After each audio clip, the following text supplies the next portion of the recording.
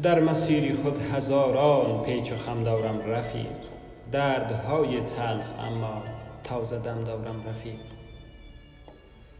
دوستانی بی وفا بسیار، اما در عوض دشمنانی با وفا و هم قسم دارم رفیق.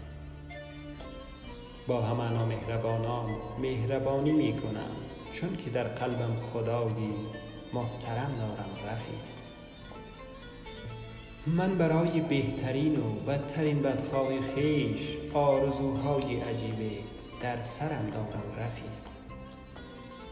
شیطنت‌های من دیوانه را جدی نگیر، پشت این لبخندها 20 سال غم دارم رفیق.